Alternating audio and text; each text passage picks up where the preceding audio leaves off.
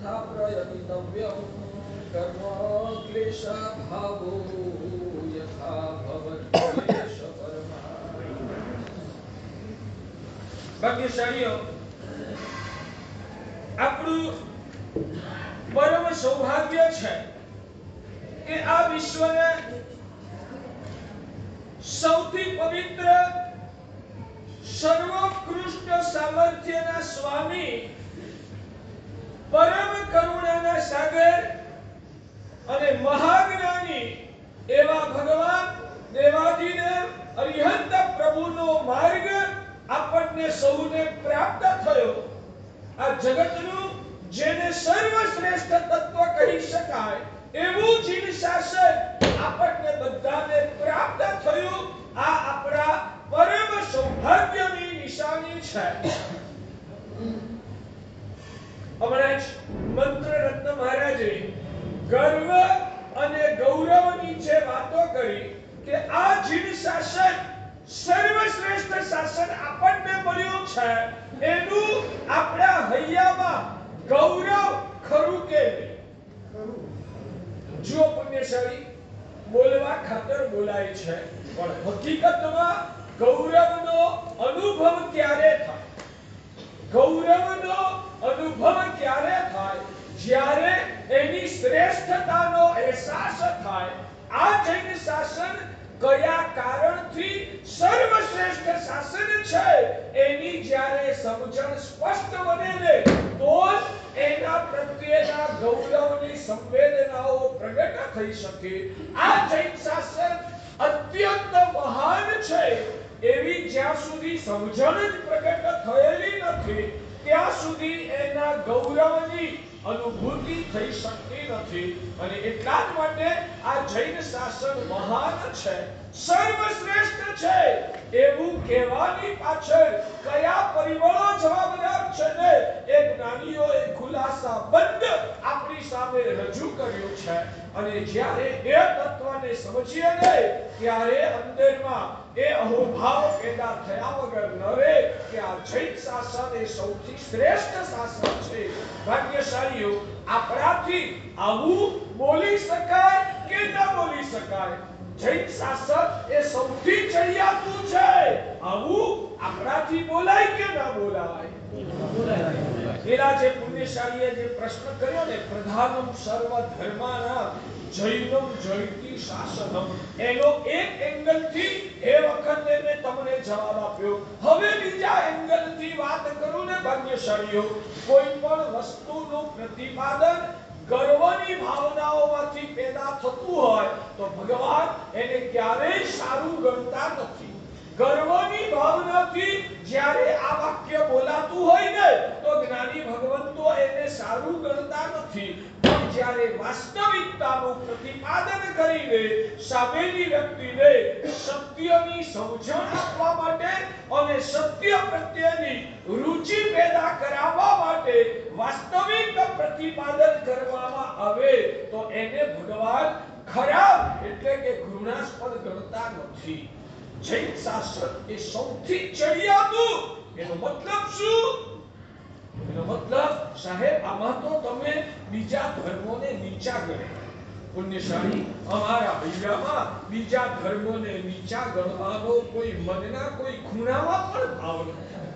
પણ તો પછી સાહેબ આપે તો એમ કહેવું જોઈએ ને કે અમારા હૈયામાં તો સર્વ ધર્મ સમભાવ, આપણે બધા જ ધર્મો પ્રત્યે સમાન ભાવના રાખીએ। આપણે બધા જ ધર્મો પ્રત્યે સમાન ભાવના રાખીએ। એ સારું કહેવાય કે જૈન શાસન બીજા કરતા ચડિયાતું અને બીજા ધર્મો જૈન શાસન કરતા ઉતરતા? સાહેબ, આવા વિચારો કરીએ એને તો આપણી બુદ્ધિનો વિકાર ના કહેવાય? સાહેબ, આપણા જેવા સજ્જન લોકોને આવી વિચારધારા શોભે ખરી? આ બધા છે ને પ્રશ્નો મારે જ કરવાના, કારણ કે તમે મોટા છો। બાકી મને એમ હતું કે જે પણ એમ કીધું કે જૈન ધર્મ એ સર્વશ્રેષ્ઠ છે, એ ટાઈમે તમારામાંથી પ્રશ્ન આવવો જોઈતો હતો, મારા સાહેબ આપણે સજ્જન છીએ, આપણે આવું બોલાય? આપણે તો સર્વ ધર્મ સમભાવ, બધા જ ધર્મોમાં આદર રાખવાનો, અને છેવટે તો બધા ધર્મ એ ધર્મ જ છે ને, આપણે બધાને સરખા કરવાના. બોલો સારું શું કહેવાય? શું હોવું જોઈએ ભાગ્યશાળી? સર્વ ધર્મ સમભાવ હોવો જોઈએ. જેને આ વાત ગમતી હોય, જેને આ વાતમાં રસ હોય, અને જે અંદરથી આવું માનતા હોય કે બધા જ ધર્મો સારા, અને બધા જ ધર્મો પ્રત્યે સમભાવ રાખવો, અને બધા જ ધર્મોને એક સરખો આદર કરવો, આવી વિચારધારા હોવી જોઈએ. એવું જે આ સભામાં માનતા હોય એટલા પુણ્યશાળીઓ હાથ ઊંચા કરો. બીજા બધા નહીં કેમ કે પાછળ જેને આવું મગજમાં હોય કે સર્વ ધર્મ સમભાવ હોવો જોઈએ એટલા હાથ ઊંચા. કઈ વાંધો નહીં, તો એ બહુ ઓછા હાથ ઊંચા થયા. કદાચ 20% હાથ ઊંચા થયા, 80% લોકોએ હાથ ઊંચા કર્યા નથી.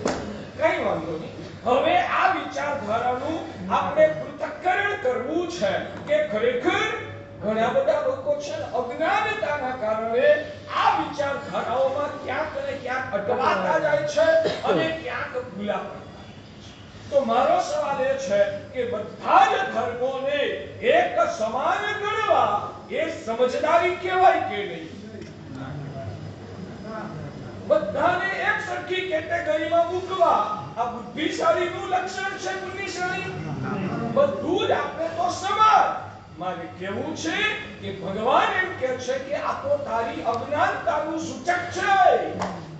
બીજાને ત્યાં હલકા ચિતરવાની વાત છે જ નહીં, પણ ક્વોલિટીને સમજીને સારું પકડવું એ તો આપણામાં વિવેક બુદ્ધિ હોય કે ન હોય. હું તમને પૂછું, સોનું એનો કલર કેવો? પીળો. સોનાનો કલર કેવો? પીળો. અને પિત્તળનો કલર કેવો? પીળો. બે પીળા. હવે તમે માનો કે 100 ગ્રામ સોનું કેટલાનું આવે? અત્યારે મને ખબર નથી ભાઈ, આ તમારી દુનિયામાં નથી જીવતો. 100 ગ્રામ સોનું 10 લાખ રૂપિયા થાય છે. 10 લાખ. 100 ગ્રામ સોનું 10 લાખ રૂપિયાનું આવે. હવે તમે બજારમાં જઈને માનો કે 10 લાખ રૂપિયા ખર્ચી અને 100 ગ્રામ પીળી વસ્તુ લઈ આવ્યા. તમે બજારમાં જઈને 100 ગ્રામ પીળી વસ્તુ 10 લાખ રૂપિયા ખર્ચીને લઈ આવ્યા. તમારો દીકરો પણ હવે હાવ કઈ નાનો સુનો નથી, એ 18-20 વર્ષનો થઈ ગયેલો. એને એમ થાય કે પપ્પા 10 લાખ રૂપિયા ખર્ચીને પીળી વસ્તુ 100 ગ્રામ લઈ આવે તો હું શું કામ પાછો રહું? એટલે આવતીકાલે બીજા દાડે તમારો દીકરો પણ 100 ગ્રામ વસ્તુ પીળા કલરની બજારમાં ખરીદીને લઈ આવ્યો, 10 લાખ રૂપિયા ખર્ચીને. પણ ફરક એટલો હતો, બે પીળા, પણ એક સોનું હતું અને એક પિત્તળ હતું.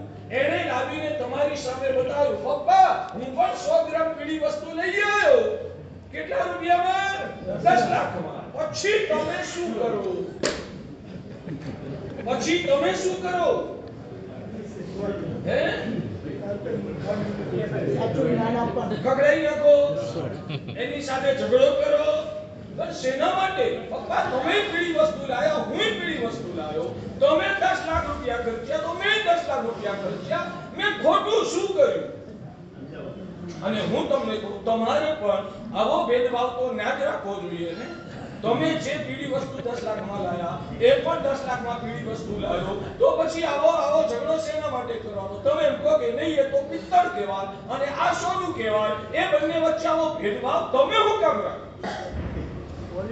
હું તમને પૂછું છું, તમે આવો ભેદભાવ, અને હું તમને પૂછું કે આવો ભેદભાવ રાખવો એ સારું કહેવાય કે ખરાબ કહેવાય? એને સમજદારી કહેવાય કે એને મૂર્ખતા કહેવાય? એટલે હું એ જ કહું છું, ધીમે ધીમે મારે તમને લઈ જવા છે કે ભાગ્યશાળી પીળું માત્ર હોવાથી આપણે તો બધું સરખું, આપણે તો બધું સમાન ભાવથી જોવાનું. આવું કરીએ એને સમજદારી ના કહેવાય, એને મૂર્ખતા. હા, જેનું જે અંદરનું તત્વ છે, સુવર્ણ તત્વના જે ગુણધર્મો અને વિજ્ઞાનના ગુણધર્મો, એ બંને બંનેમાં ફરક છે. તો સોનાને સોનું જ કહેવું જોઈએ, પિત્તળને પિત્તળ જ કહેવું જોઈએ, તો એને સમજદારી અને વિવેક બુદ્ધિ કહેવાય. પણ આપણે તો બધુંય હરખું, આપણે ભેદભાવમાં માનતા નથી. આપણા માટે બધું હરખું. આવું રાખો તો તમારો સંસાર કેવી રીતે ચાલે? સમજાય છે? પુણ્યશાળીઓ મારી વાત સમજાય છે? એટલે તમે સોનાને સોનાનો દરજ્જો આપો અને સોના માટે 10 લાખ રૂપિયા ખર્ચો અને પિત્તળ ખાલી કદાચ કહેવાય ને 10,000 માં કદાચ જે રોજે ભાવ ચાલતો હોય એમાં લઈ આવો તો એ પિત્તળનું અપમાન ના કહેવાય? તમે સોના માટે 10 લાખ રૂપિયા ખર્ચો અને પિત્તળ માટે 10,000 થી વધારે રૂપિયા આપવા તૈયાર ના થાવ તો આ તમારો ભેદભાવ ના કહેવાય? અને એ પિત્તળનું અવમૂલ્ય ના કહેવાય? શું ના કહેવાય? અવમૂલ્ય ના કહેવાય? તમે પેલાના માટે 10 લાખ રૂપિયા ખર્ચો તો આના માટે કેમ નહીં? જેનું જેટલું મૂલ્ય હોય એટલું જ મૂલ્ય આંકવું એ સમજદારી. અને હોય એના કરતા વધારે મૂલ્ય આંકીએ અથવા તો વધારે મૂલ્ય વાળીને પણ આની તુલના સાથે સરખાવીએ તો એ મૂલ્યાંકન ન કહેવાય, એ અવમૂલ્યન કહેવાય, એ સમજદારી ન કહેવાય, એને અજ્ઞાનતા. જી સર. બરાબર છે? બધું સરખું. આ વિચારધારા એ અજ્ઞાનની પેદાશ. આ જે જેવું છે તેવું. અને બીજી વાત, અમે જ્યારે પિત્તળને પિત્તળ કહીએ છીએ, આ પિત્તળ છે, આ સોનું નથી એવું બોલતી વખતે અમારા મગજમાં પિત્તળ પ્રત્યે નફરત જરા પણ નથી. પણ વાસ્તવિકતા તો જે હોય એ જ કેવી પડે ને. સમજાય છે ભાગ્યશાળી મારી વાત? ભગવાન અરિહંતનો જે ધર્મ છે એ સોના જેવો છે. બીજા કોઈ અહીંયા બેઠેલા હોય ને પુણ્યશાળી તો ખોટું ના લગાડશો. બીજાને અમે હલકા નથી ચીતા, પણ અમે છે ને અભ્યાસ કરીને સોનાના ગુણધર્મો શું છે એ પણ અમે સુવર્ણ શાસ્ત્રમાં ભણ્યા છીએ. અને પિત્તળના ગુણધર્મો શું છે એ પણ અમે શાસ્ત્રોમાં વાંચ્યા છે. અને આ દ્રવ્યની પરીક્ષા કર્યા પછી જે અમને સોનું લાગ્યું એના માટે 10 લાખ ખર્ચ્યા અને જે પિત્તળ લાગ્યું એના માટે અમે 10 લાખ ખર્ચવા તૈયાર ના થયા. તો આને અજ્ઞાનતા ન કહેવાય, આ વિવેક બુદ્ધિ કહેવાય. એમ જૈન ધર્મ એ વિશિષ્ટ માર્ગ છે, માટે અમે એના પ્રત્યે સદભાવનો દરજ્જો રાખીએ. પણ બીજાની સાથે એની તુલના કરીને બધાય ધર્મ સરખા આવું અમે ના વિચારીએ. આની પાછળ કોઈની નફરત અથવા તો કોઈને પણ હલકા ચિતરવાની બુદ્ધિ અંશમાત્ર નથી. સમજાય છે? મને સમજાય છે? ના સમજાય ને તો પૂછો ભાગ્યશાળી. આપણું એ સદભાગ્ય છે પરમાત્માની કૃપાથી અને પૂર્વજન્મમાં કરેલી કોઈ આરાધનાઓના પ્રભાવથી આપણને આવું લોકોત્તર મોક્ષ માર્ગ સ્વરૂપ જીન શાસન મળ્યું છે. તો કમસે કમ એની આરાધના કરીએ કે ના કરીએ, પણ સમજદારીથી એના પ્રત્યે અહોભાવ અને એની ઊંચાઈનો સ્વીકાર કરવો ને એ પણ આત્માને પાત્ર બનાવવા માટેનો ઉપાય છે ભાગ્યશાળી. ફરીને કહું, ભૂલે ચૂકે ક્યાંય પણ એવું મનમાં ન રાખતા કે મારા સાહેબ ભેદભાવ કરે છે, પણ નહીં. સાચું કહેજો, સર્વ ધર્મો પ્રત્યે સમભાવ રાખવો એ સારું કે સર્વ ધર્મો પ્રત્યે સદભાવ રાખવો એ સારું? સમભાવ ચડે કે સદભાવ ચડે? સમભાવ ચડે કે સદભાવ ચડે? સદભાવ. અમે કહીએ છીએ બધા જ ધર્મો પ્રત્યે સદભાવ રાખો. સમજાય છે? આ કોણ બોલે છે? આ ભગવાન સુધર્મા સ્વામીની પાઠ ઉપર બેઠેલો એક જૈન સાધુ આ વિધાન કરે છે. બધા જ ધર્મો પ્રત્યે તમે સદભાવ રાખો, પણ સમભાવ તો ન જ હોઈ શકે. સદભાવનો અર્થ છે એના માટે આદરની બુદ્ધિ રાખવી. પણ બધાને સરખા તો ના જ કહેવાય. શ્રેષ્ઠ તો ભગવાન અરિહંતનો જ માર્ગ છે. કારણ શું? કારણ એક કે ભગવાન અરિહંતના શાસ્ત્રોમાં જે આત્માના સ્વરૂપની અદ્ભુત રજૂઆત કરી છે ને એવી રજૂઆત બીજે ક્યાંય પણ તમે લઈ આપો, અમે ચૂકી જવા તૈયાર છીએ. અરિહંતના શાસનમાં આત્માના સ્વરૂપનું જે વિશદ વર્ણન કર્યું છે ને એવું આત્માના સ્વરૂપનું વર્ણન જીન શાસન સિવાય બીજે ક્યાંય પણ હોય તો તમે લઈ આપો, અમે માથું ઝુકાવી દેવા તૈયાર છીએ. અમે તો ગુણના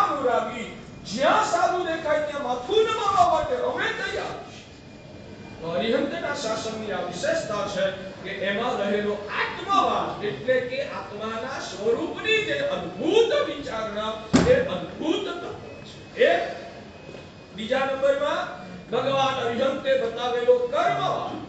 આખા કર્મ ગ્રંથ અને કર્મપૈડી જેવા શાસ્ત્રો આપણા જ્ઞાન ભંડારોની અંદર આ તમારો આ સુભાનપુરાનો જ્ઞાન ભંડાર એની અંદર બધા પુસ્તકો પડ્યા છે. તમને કહું છું આ જ્ઞાન ભંડારની અંદર આ બધા પુસ્તકો હું જે બોલું છું ને બધું આમાં પડેલું છે.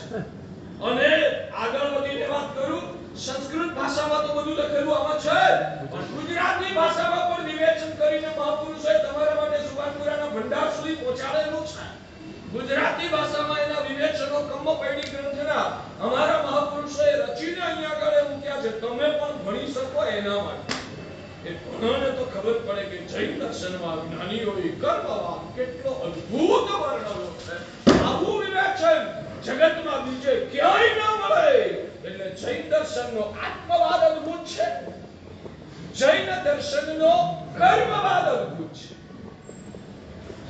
કર્મવાદ, કર્મ એના બંધ, ઉદય, ઉદીર્ણા સમજણ પડે કે આયા હું જાણી જોઈને આ શબ્દ બોલી રહ્યો છું કે શાસ્ત્રમાં અવયવી વાતો આવે છે. ભગવાને એના 8 કર્મો બતાવ્યા. તમે જે પણ કાયાથી પ્રવૃત્તિ કરો, જે પણ વચન દ્વારા ઉચ્ચારણ કરો, મન દ્વારા તમે જે ખાલી વિચારો કરો, એના દ્વારા તમને કેવા પ્રકારનું કર્મ બંધાય.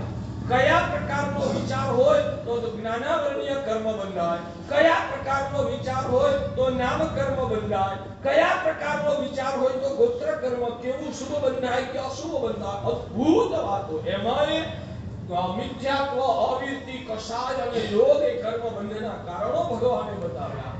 એ કર્મના પ્રકારોમાં ભગવાને કર્મની પ્રકૃતિ, કર્મની સ્થિતિ, કર્મનો રસ અને કર્મના પ્રદેશોની વાતો કરી.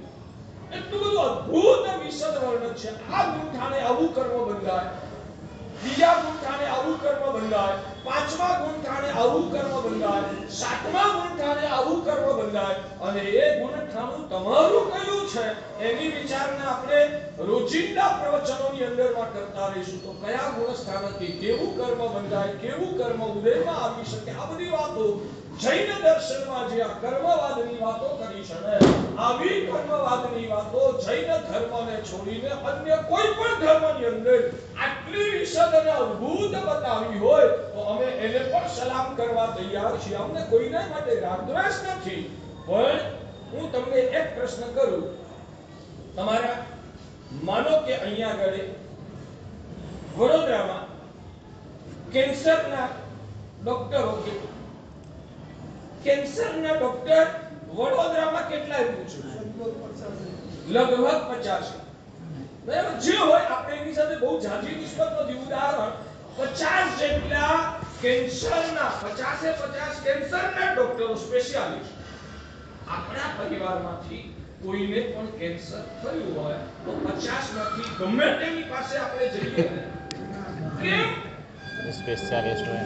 આપણા પરિવારમાંથી કોઈને પણ કેન્સર થયું હોય તો 50 માંથી જે ડોક્ટર અવેલેબલ હોય એની પાસે આપણે જઈએ તેમાં વાંધો શું? સારા પાસે જ એટલે એમાં ભલે એમાં પાછા સારા અને ઓછા સારા એવા બધા ભેદભાવ હોય, એવા બધા ભેદભાવ રાખવા એ વ્યાજબી કહેવાય? હું તમને પૂછું છું કે આવા ભેદભાવ રાખવા એ વ્યાજબી કહેવાય? ત્યાં ક્યાં વ્યાજબી કહેવાય? અને અમે કહીએ કે અહીંયા પણ જે મારો સવાલ એ છે તો એના તમે માનેલા, તમે જેની પ્રતિષ્ઠા સાંભળેલી, જે ડોક્ટરની ડિગ્રી ઊંચી અને જે સારામાં સારો હોય એની પાસે શું કામ? ગમે તે ડોક્ટર પાસે જાઓ ને વાંધો શું? એ છે તો કેન્સરનો જ ને, તો ગમે તેની પાસે જાઓ ને શા માટે એની પાસે? સક્સેસ રેટ સારો છે સાહેબ. મારે સાજા થવું છે ને, તો જે શ્રેષ્ઠમાં શ્રેષ્ઠ હોય એની પાસે આપણે ટ્રીટમેન્ટ કરવી, એમાં આપણી સુરક્ષા છે.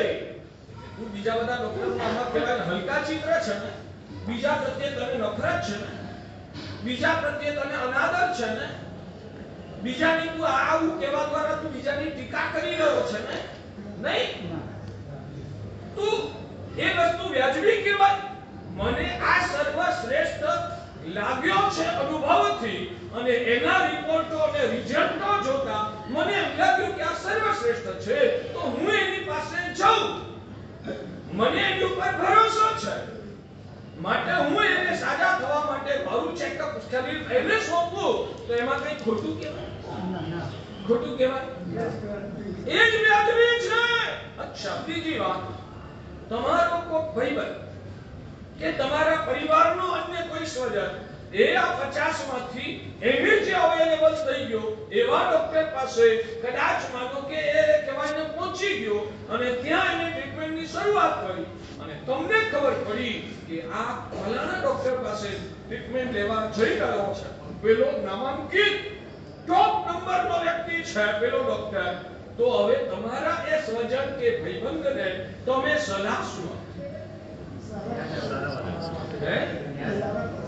તું પેલા સારા પાસે તું ત્યાં આગળ પહોંચી જા, પણ તમે એમ કહો કે આજે હું એને આ મારા સૂચિત ડોક્ટર પાસે લઈ જવાનું કહું, તો આવતીકાલે મારો દીકરો માંદો પડે તો એ પણ દાવો કરશે કે ગઈકાલે તે મને જ્યાં કીધું તું એ ડોક્ટર પાસે હું આવ્યો હતો, એટલે આજે તારા ડોક્ટરને કેન્સર થયું છે તો હું કહું એ ડોક્ટર પાસે તારે આવવાનું. નહીં સમજાય હું શું કહેવા માંગુ? મારી વાત સમજાય છે? તો શું કરવું જોઈએ?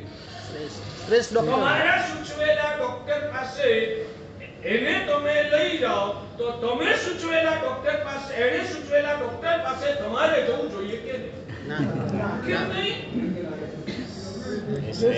શ્રેષ્ઠ ડોક્ટર પાસે.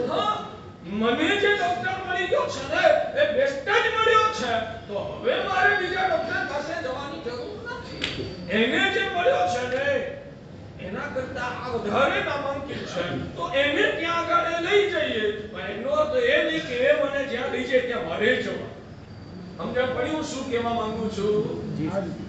ભાગ્યશાળીઓ ક્યાંય રાગ દ્વેષને પોષવા માટે આ રજૂઆત કરતો જ નથી, પણ તમારા મગજમાં ભરાયેલો અજ્ઞાનનો કચરો જેને વશ થઈને તમે છો બહુ ભોળા, ભદ્રિક છો, સરળ છો અને તમારામાં એ સજ્જનતા છે, અને સજ્જનતાના કારણે તમે હાથ ઊંચો કર્યો કે આપણે તો બધા પ્રત્યે સંભાવ રાખવો. એવું જ્યારે તમે સ્ટેટમેન્ટ આપ્યું ને ત્યારે કઈ તમારો ભાવ ખરાબ નહોતો, તમારો ભાવ નિર્મળ હતો, તમે સરળ હતા, એટલે જ તમે એમાં હાથ ઊંચો કરી નાખ્યો. પણ અજ્ઞાનના કારણે તમને ખબર નથી કે સોનું એ સોનું જ છે, પિત્તળ એ પિત્તળ જ છે, એટલે આ પિત્તળનું સન્માન કરવાનું, એ મફત ના લઈ આવાય. એના માટે પણ કહેવાય 500 રૂપિયા ખર્ચવા પડે, તો એનું મૂલ્ય 500 રૂપિયાનું, આનું મૂલ્ય 10 લાખનું. તો એવી રીતે જૈન શાસનમાં અને એ અમારું ધર્મ છે માટે શ્રેષ્ઠ, આ અમારો ધર્મ છે માટે શ્રેષ્ઠ, આવું તો અમે પણ કહેતા. અને ભગવાન એમ કહે છે કે આ ધર્મ અમારો છે માટે શ્રેષ્ઠ, એવું જો જૈન ધર્મ માટે કોઈ માનતું હોય ને તો એને પણ મિથ્યાત્વ કહે. સમજાવું શું બોલું છું? આ અમારો ધર્મ છે માટે શ્રેષ્ઠ એવું જો કોઈ માનતો હોય ને તો ભગવાન કહે છે કે જૈન ધર્મમાં આસ્થા રાખવા વાળાને પણ મિથ્યાત્વ જ કહેવાય. જૈન ધર્મમાં આસ્થા રાખે તોય મિથ્યાત્વ. આને શ્રેષ્ઠ કેમ માન્યો? મારો છે માટે માન્યો ને, એ તો તારી બુદ્ધિનું મિથ્યાત્વ છે. હા, એમાં બતાવેલી પ્રરૂપણાઓ તે જ્યારે ભણ્યો અને લાગ્યું કે આવો આત્મવાદ, આવો કર્મવાદ, આવો શ્યાદવાદ અને ભગવાનના એક એક વિધાનોના ડીપમાં જ્યારે ગયા ત્યારે આમ લાગ્યું કે અદ્ભુત સત્ય ભગવાન અરિહંતે બતાવ્યું. એટલે એની ગુણવત્તા, એની લાક્ષણિકતા, એની અત્યંત સ્પષ્ટ રજૂઆતો એનાથી હું આવર્જિત થયો અને માટે મને ભાન પેદા થયું કે આવું બીજે ક્યાંય નહીં. તો ભગવાન કહે છે અન્ય ધર્મને બી આપણો ધર્મ શ્રેષ્ઠ જ લાગે છે, પણ સાયન્ટિફિક પણ લાગે છે, પણ અઘરો લાગે છે. હા, એક વાત, જૈન ધર્મ બહુ અઘરો છે એવું ઘણા બધા લોકોના મગજમાં ભ્રમણા છે. મારો સવાલ મારે કેવું છે, જૈન ધર્મ જેટલો ફ્લેક્સિબલ છે ને એટલો ફ્લેક્સિબલ બીજો ધર્મ તમે આ દુનિયામાં શોધી બતાવો. અમારો ધર્મ કહે છે તમે માંસ ખબર કરો ને તોય તમે જૈન કહેવાય. અમારો ધર્મ એમ કહે છે કે તમે ઉપવાસ કરો ને તોય તમે જૈન કહેવાય. અમારો ધર્મ એમ કહે છે કે તમે સંવત્સરીના દાડે આંબીલ કે એકાશનું કરો ને તોય જૈન કહેવાય, અને તમે નવકાશીનું પચકાણ કરો ને તોય તમે જૈન કહેવાય. તમે 3 વાર ખાવ ને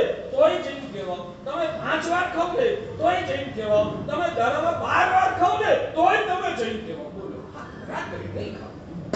બાકી આ બધું જ કરો તોય તમે જઈ બોલો આના જેવું ફ્લેક્સિબલ કઈ ન. તમે ભગવાનની અષ્ટ પ્રકારની પૂજા કરો તોય તમે જઈ. તમે ભગવાનની ખાલી કેસર પૂજા કરો ને તોય તમે જઈ. તમે ભગવાનનું ખાલી જઈને દેરાસરમાં ચૈત્ય વંદન કરો ને તોય તમે જઈ. તમે ભગવાનને ખાલી 3 ખમાસોને હરિયમ ચૈયાવન કરો ને તોય તમે જઈ. તમે 108 નવકાર ગણો ને તોય તમે જઈ. અને તમે 12 નવકાર ગણો ને તોય તમે જઈ. સાધુને જોઈને તમે પારસનાથની પૂજા કરવા જાઓ તોય તમે જઈ. તમે કુંથુનાથની પૂજા કરવા જાઓ તોય જઈ. તમે આદિશ્વરની પૂજા કરવા જાઓ તોય જઈ. તમે વાસુપતિ સ્વામીની પૂજા કરવા જાઓ તોય જઈ. કેટલો બધો ફ્લેક્સિબલ છે. તમને શું અઘરું શું લાગ્યું આ જૈન ધર્મ? હા, જૈન ધર્મ એટલું કે છે કે તારું લેવલ ઉચકાતું જાય તે તારા ધર્મનું લેવલ ઉચકાતું જાય તેમ તેમ તારું પણ લેવલ ઉચકાતું.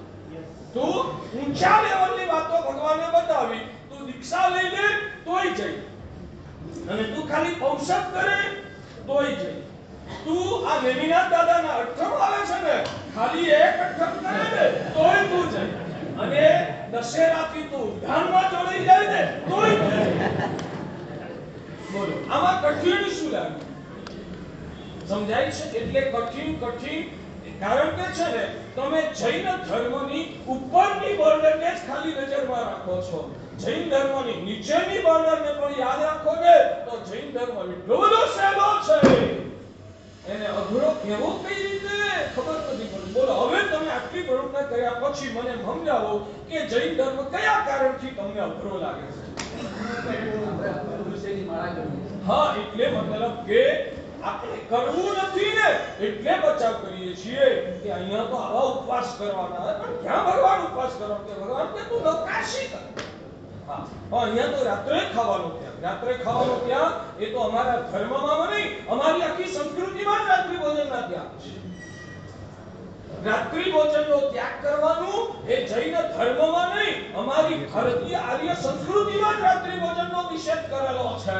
જ્યારથી આ પશ્ચિમીઓના આક્રમણ થયા ને 200-250 વર્ષથી આ અંગ્રેજો અહીંયા આગળ આવીને અમારા દેશની દશા બગાડી દે ત્યારથી આખું કલ્ચર એ લોકોએ બગાડ્યું છે. અને અમારા લોકોને બધી જ રીતે બરબાદ કરવા માટે, બધી જ રીતે એ લોકોને નબળા પાડવા માટે જેટલું ઊંધું હતું ને તે બધું શીખવાડતા ગયા છે. અને અમે શીખતા રહ્યા છીએ. ક્યાંય અમે અમારી વિવેક બુદ્ધિને તો કહેવાને ટકાવી જ નથી. ભલે બધાએ રાત્રિ ભોજનનું આખું વાતાવરણ પેદા કરી દીધું, પણ રાત્રે ખાવાથી મારા સ્વાસ્થ્યને ફાયદો થાય કે રાત્રે ખાવાથી મારા સ્વાસ્થ્યને નુકસાન થાય? આ લોકો આઈને આ બધી કહેવાય આખી વિકૃતિઓને અહીંયા આગળ ફેલાવી રહ્યા છે. પણ મારે મારા સ્વાસ્થ્યને તંદુરસ્ત રાખવું હોય, ડોક્ટરો પણ કહે છે કે સાંજે સૂર્ય આથમ્યા પછી 6 વાગ્યા પછી તંદુરસ્ત રહેવા ઈચ્છનાર વ્યક્તિએ રાત્રે નહીં ખાવું. અન્ય ધર્મોમાં એટલા માટે અમારી આખી હિન્દુ સંસ્કૃતિમાં જ રાત્રિ ભોજનને વર્જ્ય ગણવામાં આવ્યું છે. પણ તમારે તો દર્દ સાથે ઠીક છે, આટલું વ્યાખ્યાન સાંભળવા આવો છે બદલ ધન્યવાદ. પણ તમારે ધર્મ સાથે, આત્મા સાથે, કર્મ સાથે તમારે લોકોને છે ને કઈ લેવા દેવા જ નથી. હકીકત આ બધું ખાલી સાંભળવા પૂરતું જ મીઠું લાગે છે. પ્રેક્ટિકલ દુનિયામાં આજે ગુરુ મહારાજે શીખવાડ્યું કે કર્મથી જીવ દુઃખી થાય. મારા જ બાંધેલા કર્મ મારે ભોગવવા પડે. તો હવે મારે સમજવું જોઈએ કે કર્મ શેનાથી બંધાય અને એ પ્રવૃત્તિઓ મારે જીવનમાં છોડી દઈને મારે સુધારવાનું. આવો વિચાર પણ મનમાં આવે. હું તો જે કરું છું એ જ કરવાનું. તમારી બધાની હાલત આજે આ છે. અંદરથી આત્મા છે ને જડ થઈ ગઈ. અમારા મહાપુરુષોએ શાસ્ત્રોમાં આ એક વિધાન કરેલું છે. જેમ જેમ ચેતન સૃષ્ટિ સાથે તમારો સંબંધ વિકસાવો, જેમ જેમ ચેતન સૃષ્ટિ એટલે કે જીવ સૃષ્ટિ સાથે તમારા અંદરના સંબંધોને વિકસાવતા જાઓ તેમ તેમ તમારું ચૈતન્ય વિકસિત થાય. ફરી બોલું, મજાનું આ વિધાન જ્ઞાનીઓએ કર્યું છે. જેમ જેમ જીવ સૃષ્ટિ સાથે તમારા સંબંધોને તમે વિકસાવતા જાઓ તેમ તેમ તમારું અંદરનું ચૈતન્ય, સંવેદના વિકસિત. અને જેમ જેમ જળ દુનિયા સાથેના સંબંધોને વિકસાવતા જાઓ તેમ તેમ આત્મામાં જડતા વધે. તમારા સંબંધો કોની સાથે?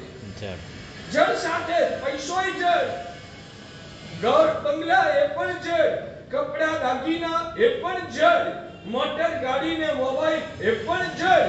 અરે ઘરના પરિવારના જે સદસ્યો છે એના પણ આત્મા સાથેના તમારા સંબંધો છે કે તમારા માત્ર દૈહિક સંબંધો છે? સર્વત્ર જળની સાથે જીવવાની આદત દ્વારા તમે લોકોએ તમારા ચૈતન્યને એ હદે જળ બનાવી દીધું છે કે આ બધું જ સાંભળો ને તો એ સમજવા પૂરતું સીમિત, બાકી જીવનની અંદર સુધારવાનું અને અંદરનું પરિવર્તન લાવીને ચૈતન્યની સંવેદનાઓને વિકસિત કરવાનું તમને છે ને પૂછતું છે. હું જે બોલું છું સમજાય છે બાકી છે? તો વાત શું હતી ભાઈ? સર્વધર્મ સર્વધર્મ સમભાવ. આમાં કઈ પૂછવું હોય તો પૂછો નહીં. હા સાહેબ, સર્વધર્મ સમાનની વિચારણાને આપણે ત્યાં મિથ્યાત્વ કીધું છે, હા, તો પછી જૈન દર્શન જે પ્રધાન છે એવું ન માનવું, માનવામાં કોઈ વાંધો જ નથી. આપે કીધું કે આપણે માનીએ તો પણ એ બી મિથ્યાત્વ છે ને, શું માનીએ તો? આપણો ધર્મ જ મહાન છે એવું કારણ કે માનીએ. માન્યો જ નથી. તમારે ધર્મ સાથે તો લેવા દેવા જ નથી, તમારે મારાપણા સાથે લેવા દે. મારું છે માટે સારું. એમાં જૈન ધર્મના તત્વજ્ઞાન સાથે કે જૈન ધર્મની જે અંદરની પવિત્ર અવસ્થાને ઊંચાઈ સાથે એની ગુણવત્તા સાથે તો નિષ્પક્ષ છે જ નહીં. આ તો મારું છે માટે હારું. એ મિથ્યાત્વ છે. આ વિબુદ્ધિથી જૈન ધર્મને સારો માનો તોય મિથ્યા. મારો છે માટે નહીં, બીજાની સાથે ખેંચાખેંચ કરીએ મારો જૈન ધર્મ સારો. કારણ શું પણ બતાવો ને. નહીં, અમે જૈન છીએ ને એટલે જૈન ધર્મ સારો. આ મિથ્યાત્વ. અમે જૈન છીએ કે નહીં બે નંબરની વાત. અમે તો બંનેની કહેવાને ગુણવત્તાની પરીક્ષા કરીએ, એની અંદરમાં જે રજૂઆતો કરી છે એની સચ્ચાઈની ખરાઈ કરીએ અને લાગે કે અદ્ભુત છે માટે માન પેદા થાય. એ સમજાય સમજાય છે? બીજા બધા આપણે દેવી દેવોમાં જવાય કે ના જવાય? બીજા બધા એટલે આપણા જૈન સિવાયના મંદિરોમાં દેવ સૌથી પહેલા જ્યારે આ પ્રશ્ન કર્યો છે ને ત્યારે જૈન સિવાયના દેવદેવીની વાત તો જવા દો, જૈન ધર્મના પણ દેવદેવી એને તમે કઈ બુદ્ધિથી જુઓ છો પહેલા એ ક્લિયર. પદ્માવતી માતા છે, માણીભદ્ર માતા, માણીભદ્ર વીર છે, અથવા તો નાકોડા ભૈરવજી છે, વગેરે વગેરે. એને તમે કઈ દ્રષ્ટિથી જુઓ છો? સાધર્મિક જૈન સાધર્મિકની જૈનમાં છે એટલે જૈનમાં હોય કે અજૈનમાં હું ફરક નથી. એ મારા ભગવાનના ઉપાસક છે, એ મારા ભગવાનના અરિહંતના સેવકો છે. હું તમને પૂછું કે તમને મારા માટે સદભાવ હોય, હવે આ ભાઈને મારા માટે સદભાવ થાય તો તમને એના માટે શું થાય? તમને મારા માટે સદભાવ છે, હવે આ ભાઈને મારા માટે સદભાવ થાય તો તમને એમના માટે શું થાય? સદભાવ. તમને મારા માટે સદભાવ છે અને એ મારા પ્રત્યે દુર્ભાવ કરે તો તમને એમના માટે શું થાય? દુર્ભાવ. તો એ પદ્માવતી માતા હોય કે માણીભદ્રજી હોય, એ બધા પણ મારા ભગવાન અરિહંતના સેવકો છે. એ પોતે કોઈ ભગવાન નથી. એ જે માણીભદ્ર વીર હોય, એ પદ્માવતી માતા હોય, એ ચક્કેશ્વરી માતા હોય, વગેરે વગેરે, એ બધાએ એ પોતે કોઈ ભગવાન નથી. એ પોતે તો સંસારિક છે, ભગવાનના સેવક છે. ભગવાન આઠે કર્મોનો ક્ષય કરીને મોક્ષે ગયા છે. આ બધા જ દેવદેવીઓ જેને તમે પૂજવા જાઓ છો એ બધા હજુ આઠે આઠ કર્મથી ફસાયેલા છે. અને જેમ આપણે આયુષ્ય પૂરું થતા અહીંયાથી મરવાનું છે ને, એવી રીતે દેવદેવીઓને પણ જે દેવની ગતિમાં અત્યારે એમનો અવતાર છે ત્યાં એમનું આયુષ્ય પૂરું થશે ને એટલે એ ભવમાંથી એમણે પણ આપણી જેમ વિદાય થઈને નવો જન્મ ધારણ કરવાનો છે. એટલે એ દેવદેવીઓ પણ સંસારી છે. આટલું પહેલા મગજમાં બેસાડવું. અને સંસારી તો ખરા, એમાં પણ એમનું ગુણસ્થાનક કયું? ભગવાન તો કેવળ જ્ઞાન પામ્યા ત્યારે 13મા ગુણ ઠાણે હતા અને મોક્ષે ગયા ત્યારે છેલ્લી પળોમાં 14મા ગુણ સ્થાનકની સ્પર્શના કરી અને 14 ગુણ સ્થાનકથી પણ ઉપર પહોંચી ગયા છે. એ ભગવાન છે. આ તો હજુ ચોથા ગુણ ઠાણે. ક્યાં ભગવાન અને ક્યાં દેવ? તેની વચ્ચે આબ જમીનના અંતરો છે. એ દેવ દેવીનું તો છે ને ચોથું ગુણ સ્થાનક, તમારા જેવા વ્રતધારી શ્રાવકો એનો નંબર 5મા ગુણખાને આવે, એટલે એના કરતા ઉપર, દેવદેવી કરતા પણ તમારા જેવા વ્રતધારી શ્રાવક શ્રાવિકાઓ એ 5મા ગુણસ્થાનકે કહેવાય, અને અમારા જેવા સાધુ સાધ્વીજીઓ એ 6ઠ્ઠા ગુણખાને લેવલ ને પહેલા સમજો. તો એમને હાથ જોડી પગે લાગવાનું કે નહીં લાગવાનું? શેના માટે? કારણ કે નિર્મળ સમ્યક્ની છે અને મારા ભગવાન અરિહંતની ભક્તિ કરે છે, અને અરિહંતની ભક્તિ કરનારાઓને પણ એ સહાય કરે છે, અને એમની પાસે વિશિષ્ટ પ્રકારની દૈવી શક્તિ છે, અને એ શક્તિનો એ સદુપયોગ કરે છે. એટલા પૂરતું એમના પ્રત્યે પ્રેમ અને આદર રાખવાના અને સદભાવનાથી હાથ જોડવાના છે, બાકી એ કઈ ભગવાન નથી. સમજાય છે? આ તિલક એ સન્માન છે. તમે આ વિનુભાઈ તિલક કરો કે ના કરો? હા, સાધારણિક છે. તમે આ વિનુભાઈને તિલક કરો કે ના કરો? આ સંઘના એક એક સભ્યને તિલક કરો કે ના કરો? કેમ? સાધારણિક છે. તો એ પણ સાધારણિક છે, તો એનું તિલક કરો, અને એમનું સમ્યક દર્શન ઘણું નિર્મળ છે, એમને ભગવાનના માર્ગની રુચિ અને શ્રદ્ધા પ્રબળ છે, માટે એ અપેક્ષાએ ગણો તો આપણા કરતા એ આગળ હોઈ શકે, માટે એમનું સન્માન ચોક્કસ કરવાનું. એમને હાથ જોડ્યા વગર ભગવાનનું નહીં, એમનો અનાદર નહીં કરવાનો. કેટલાકમાં તો આજે કેવું બને છે ખબર છે કે આ ભગવાનની મહત્તા રજૂ કરીને, એવી ભગવાનની રજૂઆત કર્યા પછી કેટલાક આત્માઓ કહું કે કેટલાક મહાત્માઓ કહું, એવી પ્રરૂપણાના અતિરેકમાં આવી જાય, અમે તો દેવદેવીને માનતા જ નથી. આ અતિરેક છે. અમે તો દેવદેવીને માનતા જ નથી, એટલે ત્યાં હાથ પણ નહીં જોડવા. આ અતિરેક છે. ભાઈ, જેનું જે મૂલ્ય છે એટલું એનો પણ આદર કરવો જોઈએ. ભગવાન એ ભગવાન છે. આ દેવદેવી એ કોઈ ભગવાન નથી, પણ એ પણ સમ્યક દ્રષ્ટિ શ્રાવક આત્મા છે. તો એમનામાં રહેલું જે સમ્યક દર્શન, પ્રભુ પ્રત્યેની ભક્તિનો પરિણામ, અને પ્રભુના ભક્તોને સહાય કરવા જેટલી એમની જે અંદરની ઉદાર ભાવનાઓ, એનું પણ સન્માન થવું જોઈએ. પણ એનું સન્માન હાથ જોડીને પ્રણામ કરું કે તિલક કરું, એ સ્વરૂપે હોય. હું તમને પૂછું, ભાગ્યશાળી, આમ તમે કહેવાય ને, કોઈ મિનિસ્ટરની ઓફિસમાં ગયા, કોઈ મિનિસ્ટરની સાથે મુલાકાત કરવી છે, અને તમારે મિનિસ્ટરની સાથે ઓળખાણ છે, અંદર જવું હોય તો પેલા ચોકીદારની સંમતિ લેવી પડે કે પરવાનગી લેવી પડે કે ના લેવી? પણ તમારે હવે મિનિસ્ટર સાથે સંબંધો છે, તો આ ચોકીદાર સાથે વ્યવહાર કેવો કરવાનો?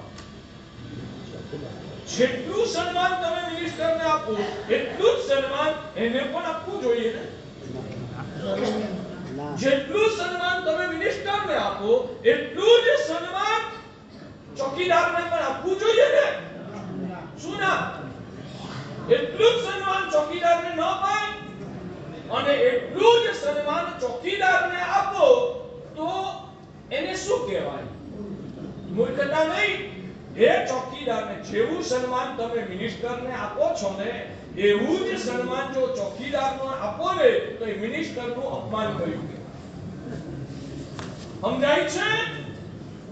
મિનિસ્ટરનું જે સન્માન કરો એવું જ સન્માન જો ચોકીદારનું કરવામાં આવે, તો ચોકીદારનું એ કરેલું સન્માન એ મિનિસ્ટરનું અપમાન. મિનિસ્ટરની જે સન્માન આગતા સ્વાગતા સરભરા કરીએ, એની સામે એના જેવી ના હોય. હા, એને પણ ચાપાણિયા કરાવીએ, એને પણ કેમ છો કહીને હસીને વાત કરીએ, કદાચ એને 100 રૂપિયાની નોટ કાઢીને આપી દઈએ, એ બધુંય બરાબર, એ ઉચિત છે. પેલાનો દરજ્જો એને ના મળે. એની સાથે જે વ્યવહાર થાય એવો વ્યવહાર આની જોડે ના. એની અંદર તરતમતા તફાવત હોય, અને એ તરતમતા અને તફાવત કેટલા? 2-5% ના હોય કે 80-20 ના? 80-20. આ દેવાધિદેવ ભગવાન અરિહંત પરમાત્મા એ ભગવાન છે, એ પૂર્ણ પવિત્ર સ્વરૂપ છે, એ આપણો નાથ છે, એ આપણો તારણહાર છે.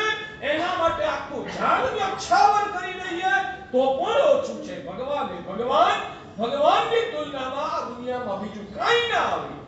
અને દેવદેવી એ ભગવાન નથી, એટલે ભગવાન જેવી એની ઉપાસના ન જ હોય, પણ તો એ આદર અને સન્માન તો કરવા જ પડે. એની ઉપેક્ષા કરીને એની હામુઈ ના જોઈએ અને ભાગી જઈએ એ પણ ના છે. ક્યાંક તમને આવું શીખવા મળે, હું તો દેવ દેવીને માનતો જ નથી, આવું બોલવા વાળો દેવ દેવીની આસાધના કરી રહ્યો છે. આવું બોલવા વાળો દેવ દેવીની આશા એ સમ્યક દ્રષ્ટિ છે, એ પણ મારા પ્રભુના સેવક છે. તમે આ વિનુભાઈનું નસીબભાઈનું સન્માન ના કરો તો કઈ નહીં, પણ એનું અપમાન તો ના જ કરાય, એની ઉપેક્ષા અને માયસી દેશી તો ના જ કરાય, એનો પણ ઉચિત આદર વ્યવહાર આચરવો જોઈએ. એવી રીતે દેવ દેવીને પણ હાથ જોડીને પ્રણામ કરો, તિલક કરો, એને ધન્યવાદ આપો. એટલું તમે કરો ત્યાં સુધી બરાબર. અને ઘણીવાર એટલા જ માટે એક વસ્તુ તમને કહું ભાગ્યશાળી, કે ઘણી જગ્યાએ અવિવેક, પહેલા મેં કીધું ને કે ભગવાનનો જેવો આદર કરો એવો જ આદર દેવ દેવીનો કરવો એ ભગવાનનું અપમાન કહેવાય. સમજાય છે? મારી વાત ગળે ઉતરે છે? અચ્છા, તો એના જેટલો જ દરજ્જો ન અપાય તો ભગવાન કરતા ચડિયાતો દરજ્જો આપી શકાય?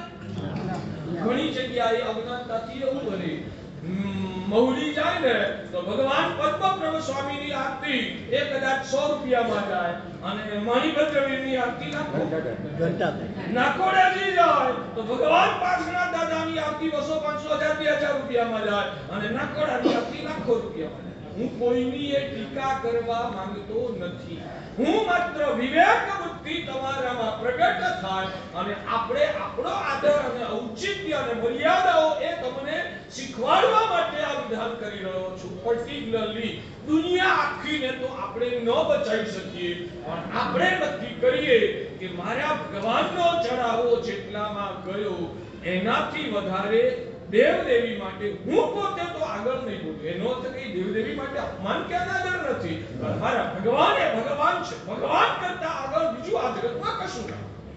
સમજાય છે? અને કોઈની ટીકાય નથી કરવી, કોઈને રોકવા કે તોડવાય નથી, એ મારા વશની વાત નથી. મને આટલી સમજણ ગુરુ પાસેથી પડી છે. માનો કે મારી ભગવાનનો ચડાવો 5000 માં ગયો તો દેવ દેવી માટે હું કદાચ પણ ચડાવો બોલીશ ને તો બોલવો ન બોલવો કેટલું ઉચિત એ સેકન્ડ વાત, તો પણ 5000 ની લિમિટ ઓળંગીને મારા ભગવાનની લિમિટ થી આગળ તો હું બીજા માટે નહીં બોલું. સમજાય છે ભાગ્યશાળી? ચલો હવે આમાં કોઈ પ્રશ્ન? ચાલુ આગળ. નવઅંગે પૂજાનો તો સવાલ જ નથી આવતો. ખાલી તિલક દેવ દેવીની પૂજા છે જ નહીં, દેવ દેવીનું ખાલી સન્માન છે. દેવ દેવીની પૂજા કરવાની નથી, દેવ દેવીના ખાલી સન્માન કરવાના છે. એટલે તિલક કરવું એ સન્માન છે, તો ત્યાં આગળ નવઅંગેની એકે અંગે પૂજા કરવાની તો આમાં ક્યાંય વાત આવતી જ નથી. અને ખમાસમણ તો દેવાય ને. ખમાસમણ જે ત્યાગી હોય અને જે વૈરાગી હોય કે જે વિતરાગી હોય એને ખમાસમણ. ભગવાન વિતરાગ છે. ભગવાન એમણે સંસારનો ત્યાગ કરીને ચારિત્ર ધર્મ એ પ્રભુએ પોતાના જીવનમાં આચરેલો છે, એટલે ભગવાનને નમસ્કાર. ખમાસમણ દેવાય. સાધુ કે સાધ્વીજી મહારાજ એમણે પણ સંસારનો ત્યાગ કરીને આત્મ સાધનાનો પંથ એટલે કે ત્યાગનો પંથ સ્વીકારેલો છે, માટે સાધુ સાધ્વીને ખમાસમણ દેવાય. દેવ દેવી એ હજુ સંસારી છે, એમણે ચારિત્ર લીધેલું નથી, એટલે દેવ દેવીને ઈચ્છામી ખમાસમણો બંધ્યો જાવણી ચાહે વિશિયાએ પદ દ્વારા દેવ દેવીને ખમાસમણ દઈ શકાય નહીં. સમજાય છે ભાગ્યશાળી? તમને ખબર છે ભગવાન જેવા ભગવાન માટે પણ ભગવાન મહાવીર ભગવાને 30 વર્ષની ઉંમરે દીક્ષા લીધી અને ભગવાન સાધુ બન્યા. 30 વર્ષની પહેલાની અવસ્થામાં, એટલે કે ભગવાન જ્યારે રાજમહેલમાં રહેતા હતા એ વખતે ભક્તોએ આવીને ભગવાનને ખમાસમણ દીધા હોય એવા ઉદાહરણ કેટલા?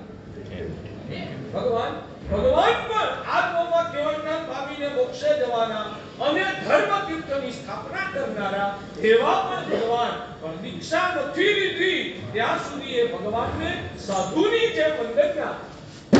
તો જો ભગવાન જેવા ભગવાનને પણ દીક્ષા પહેલાની સ્થિતિમાં સાધુની જેમ વંદન ના થાય તો આ દેવ દેવી છે, એમણે કઈ દીક્ષા થોડી લીધી છે, તો સંસારી જ છે, એટલે એમણે પણ ખમાસમણ દઈને વંદન ના.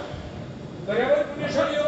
દેવદેવીના ચમત્કારને લીધે લોકોને શ્રદ્ધા વધારે હોય છે. હા, દેવદેવીઓના ચમત્કારના લીધે શ્રદ્ધા જાગે. પણ એક વાત સમજી રાખજો કે ચમત્કાર પણ તમારી બુદ્ધિના લેવલ પ્રમાણે તમને ચમત્કાર લાગે.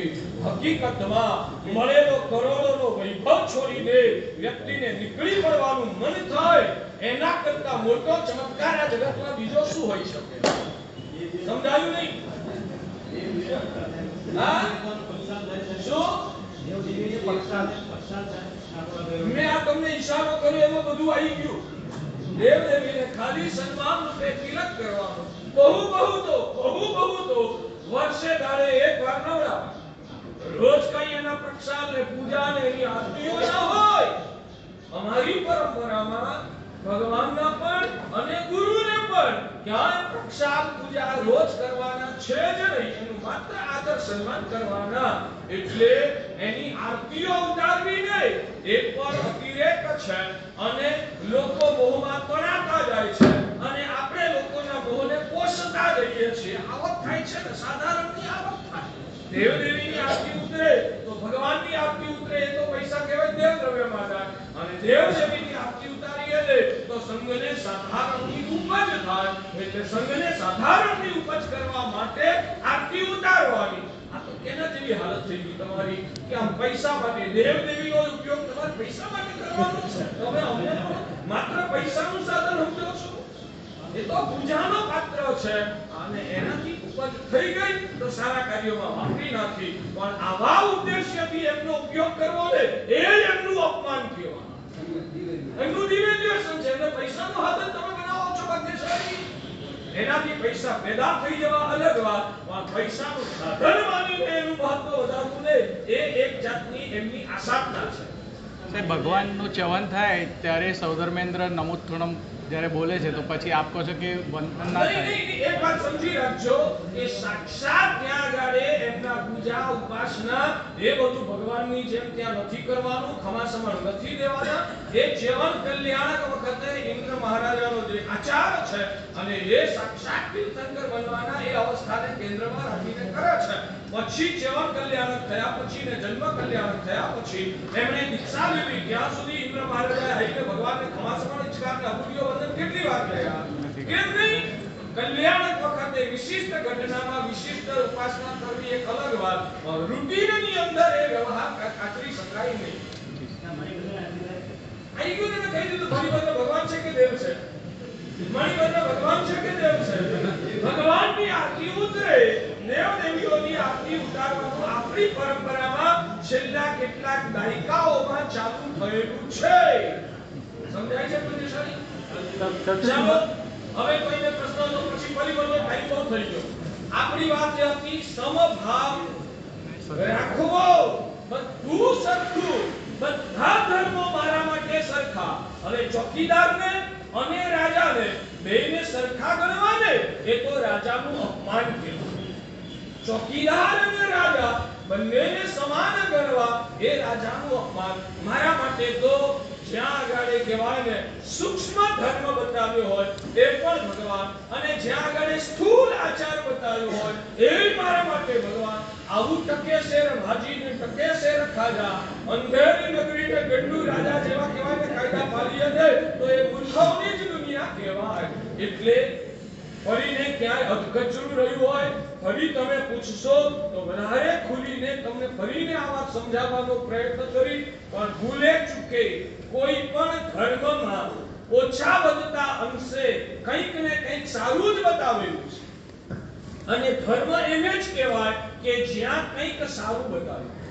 ફરીને કહું, કોઈ પણ ધર્મમાં સારું જ બતાવેલું હોય અને જે સારું બતાવ્યું હોય એને જ ધર્મ કહેવાય. એટલે કોઈ પણ ધર્મ એ અનાદર કરવા લાયક છે જ નહીં. દરેક ધર્મ માટે હૃદયથી સદભાવ રાખવાનો છે. સદભાવ, સમભાવ નહીં, તુલના ના થાય. બધાને સરખા તો ના જ કરી શકાય. એટલે હું તુલનાથી સમભાવ એમાં હું માનતો નથી.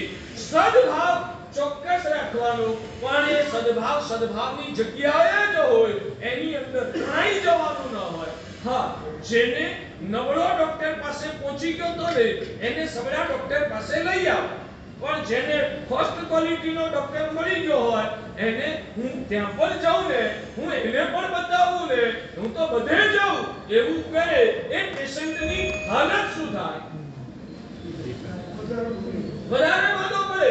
એટલે જેને સારો ટોપ ક્વોલિટીનો ડોક્ટર મળી ગયો હોય એને બીજા ડોક્ટર પાસે કે બીજા ડોક્ટરના દવાખાને એને જવાની જરૂર નથી. સમજણ પડે છે ને? પણ ગંભીરતાથી ધ્યાન રાખજો, આજે મેં જે વિધાનો કર્યા છે એ ક્યાંય પણ રાગ દ્વેષને પોષવા માટે નથી કર્યા. ખાલી બુદ્ધિમાં ભરાયેલો કચરો નીકળી જાય અને આપણને જે જગતનું શ્રેષ્ઠ તત્વ મળ્યું છે એના પ્રત્યે શ્રદ્ધાથી એની આરાધના કરીને આપણે આપણા આત્માનો આત્મવિકાસ કરીએ. એના માટે સમજણ, વિવેક દ્રષ્ટિ ઉજાગર થવી એ જરૂરી છે. એટલા માટે આ વિષયની આજે તમારી સમક્ષ વિચારણા કરી. આજનો મૂળ પ્રવચનનો વિષય હતો દ્રશ્ય દુનિયાના અદ્રશ્ય કારણો. આ વિષયની નાના મહાત્માએ થોડી ઘણી રજૂઆતો તમારી સમક્ષ કરી. વિષય તો એટલો બધો ગહન છે, આવનારા દરેક રવિવારે આ વિષયને ખોલતા જઈએ ને તોય આ વિષય પૂરો થાય નહીં, એટલો ગહન વિષય છે. પણ એની પ્રસ્તાવના કરતા જૈન દર્શનની 4 સૌથી શ્રેષ્ઠ ચીજો આ છે. જૈન દર્શનમાં આચારો ઊંચા છે. જૈન દર્શનમાં આચારો ઊંચા છે માટે જૈન દર્શન મહાન નથી. અમારા ધર્મમાં માસખમણ કરવાનું શીખવાડ્યું માટે અમારો ધર્મ મહાન. અમે એટલી સીમિત બુદ્ધિમાં અટવાયેલા નથી.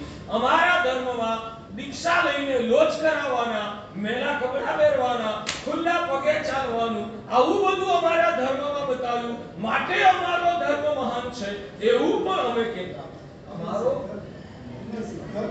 અમારા ભગવાને બતાવેલો આત્મવાદ, અમારા ભગવાને બતાવેલો ધર્મવાદ, અમારા ભગવાને બતાવેલો શ્યામવાદ અને અમારા ભગવાને બતાવેલો અધ્યાત્મવાદ. આ ચારે ચીજો એટલી બધી ઊંચી ચીજો છે કે આ ઊંચાઈ વાળી વાતો વિશ્વભરમાં ક્યાંય અમને જોવા નથી મળતી. અને આવી તત્વની વાતો ભગવાન અર્જુનને પોતાના જ્ઞાનથી જોઈ અને જગતના કલ્યાણ માટે ભગવાને આ વાતો અમારા સુધી પહોંચાડી દે. એ ભગવાનનું શાસન, એની મહાનતાને જોઈને અમે ઝૂકીએ છીએ અને માટે અમારા અહીંયામાં શાસન એ સર્વશ્રેષ્ઠ હોવાનું અમને પ્રતીત થાય છે. અને ભાગ્યશાળીઓ, તમને પણ વિનંતી કરું કે આ જૈન કુળમાં જન્મ મળ્યા પછી અહીંયા જેટલા બેઠા છો મોટા ભાગના 50 વર્ષની ઉંમર વટાવી ચૂકેલા છે. આટલા વર્ષો સુધી આ સત્યને જો નહીં સમજ્યા અને આમ ને આમ હવે જિંદગીના 10-20 વર્ષ પૂરા થયા, જિંદગી પૂરી થઈ ગઈ તો આ જન્મારું ભરી જવાશે.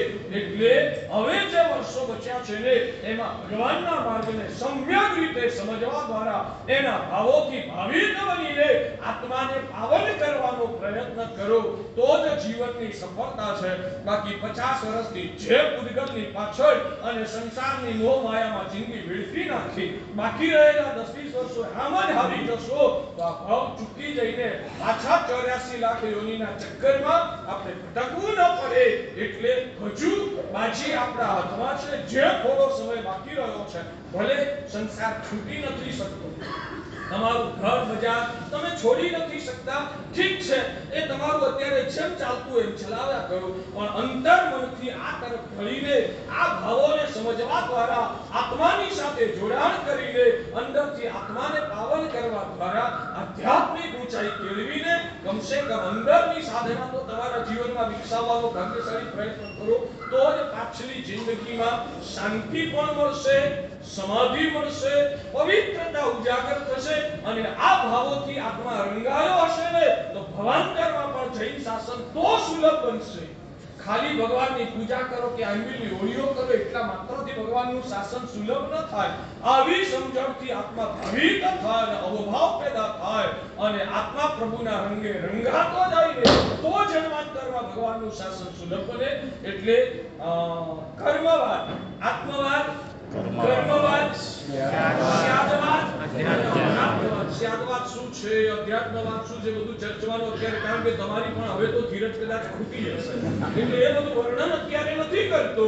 પણ આજનો મૂળ વિષય અમારી ગણતરી એ હતી કે બહારની દુનિયામાં તમારી સાથે જે કંઈ પણ પરિસ્થિતિઓના નિર્માણ થઈ રહ્યા છે, અનુકૂળ ઘટનાઓ બનતી હોય કે પ્રતિકૂળ ઘટનાઓ બનતી હોય, જીવનમાં સુખ મળતું હોય કે જીવનમાં દુઃખો આવતા હોય, કોઈ તમને પ્રેમ કરતું હોય કે કોઈ તમને નફરત કરતું હોય, તમને ધંધામાં ધમાકેદાર સફળતાઓ મળતી હોય કે ધંધામાં ઠોકરો આવતી હોય, દરેક બાહ્ય પરિસ્થિતિઓ એને કહેવાય દેખાતી દુનિયા, દ્રશ્ય દુનિયા. પણ એ તમારા જીવનમાં બનતી તમામ ઘટનાઓ રૂપી જે દ્રશ્ય દુનિયા છે ને, એનું કારણ અદ્રશ્ય છે, જે આંખેથી નથી દેખાતું, અને એ તત્વ છે કર્મ તત્વ. તો આ કર્મ તત્વ એ અદ્રશ્ય કારણ, એટલે દ્રશ્ય દુનિયાનું અદ્રશ્ય કારણ. આ તો હજુ અમે છે ને તમારી સમક્ષ હકીકતમાં ખાલી પ્રસ્તાવના કરી, પણ આ કર્મો બંધાય કેવી રીતે, એ કર્મોના કારણો કયા છે, એ કારણો પણ ગહન છે. તમે લોકો તો છે ને એટલું જ માન્યું, કીડી મરી જાય તો પાપ લાગે, જૂઠું બોલીએ તો પાપ લાગે, ક્યાંક સાધુની આસાધના થાય તો પાપ લાગે. આનાથી વધારે લાંબુ છે ને તમે સમજ્યા જ નથી. ભગવાન કે છે કર્મ બંધના 4 કારણો છે. મિથ્યાત્વ એ કર્મ બંધનું કારણ, અનિતિ એ પણ કર્મ બંધનું કારણ, મનમાં ઉત્પન્ન થતા ક્રોધ, માન, માયા, લોભના પરિણામો એ પણ કર્મ બંધનું કારણ છે. અને છેલ્લા નંબરમાં તમે મન, વચન, કાયા દ્વારા જે કંઈ પણ હલનચલન વગેરે સક્રિયતા પ્રવૃત્તિ કરતા હોય, બધુંય કર્મ બંધનું કારણ બને. તો આ મિથ્યાત્વ શું છે, અનિતિ શું છે, કસાયો શું છે, આ બધું જ જ્ઞાન ઊંડાણથી જો તમારે મેળવવું હોય તો આ 4 મહિના દરમિયાન જેટલો પણ પ્રવચનનો યોગ મળે, એટલા આખા ચોમાસામાં રવિવાર તો કેટલા આવવાના, 5-7-10 રવિવાર આવશે. રવિવારે અને આજના રવિવારે, આવતા રવિવારે પાછું ભૂલી જાઓ.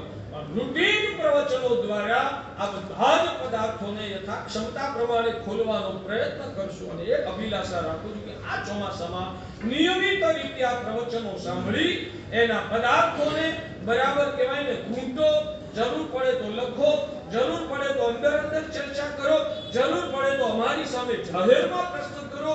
એ પણ પ્રેક્ટિકલ શક્ય ન થાય તો ખાનગીમાં આવીને પૂછો. પણ આ બધું જ્ઞાન આત્મામાં પરિણત બનાવશો, અને આત્મા જો અંદરથી સમજદારીપૂર્વક, ભાવનાપૂર્વક ભાવિત થયો ને, તો આત્મા પ્રભુના રંગે રંગાઈને પોતાનો વિકાસ કરશે. તમે પણ આવી સાધના માટે તમારા આત્માને પૂરેપૂરો જોડીને આ અંદરથી આત્માને ઉચકવામાં પુણ્યશાળીઓ તમે સફળ બનો. ઘણું બધું વિવેચન નથી કરી શકાયું, સમયની લિમિટ, આપણી ક્ષમતાની લિમિટ, એને ધ્યાનમાં રાખી, પણ જેટલું તમારા નસીબથી આજે 3 મહાત્માઓએ જે આપ્યું એને વાગોળી અને એનાથી ભાગી થવા દ્વારા મળેલા સમયને સફળ બનાવો. ભાગ્યશાળી એ